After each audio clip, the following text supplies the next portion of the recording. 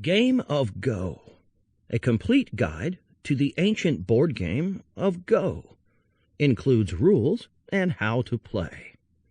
Written by Li Wei, narrated by Ross Pipkin. What is Go?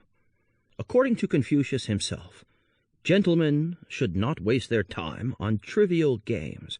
They should play Go. The ancient game of Go dates as far back as 2306 BC in China. It is a strategy game compiled of very few materials. Go connects us with history because it is a game that has seen more periods of human existence than any other. The joy found within this game connects us to ancient emperors, scholars, poets, samurais, mathematicians, and cryptologists through time. The game challenges the human mind and engages our critical thinking, encouraging us to consider strategy and pattern at every turn. Just 2 players over a board. All that is required is a board with a 19 by 19 grid, creating 361 intersections, black and white stones, 2 players, and a keen eye for strategy. Traditionally, there are 181 black stones and 180 white, referred to in Japan as ishi, also known as weiki. It is a game of encirclement and capture. Go is the second most played game in the world after Chinese chess, or qiangqi, and is even televised due to its popularity in China, Japan, and South Korea. It is probably most comparable to chess, although none of the stones used to play take on any specific roles other than the intention to surround your opponent and claim territory on the board. The former character, Wei, in the Chinese name directly translates as surrounding. The game itself has a long history and is still popular today in China, Japan, and South Korea.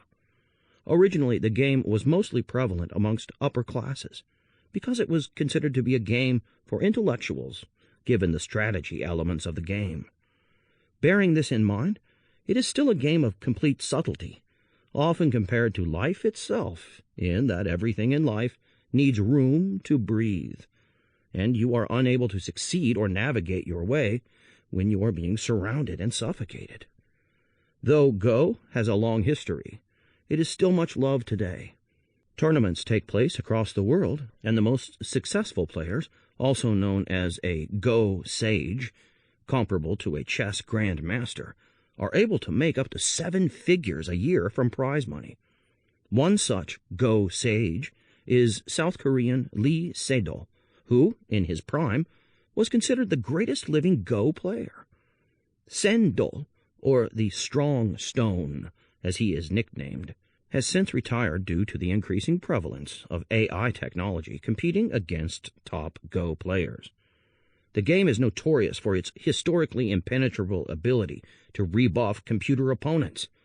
Unlike games such as chess, Othello, Scrabble, poker, or backgammon, until 2017, human players of Go were unable to be beat by computers. The AlphaGo software was eventually able to beat top players without human instruction. Despite these advances in softwares acting as players in tournaments, the game itself goes unchanged. In the nearly 4,000 years of its existence, the game is still in its original form, divine in its simplicity. Though strategies have changed and players will do something differently each time they play, the rules of the game never do, nor the materials used to play the game.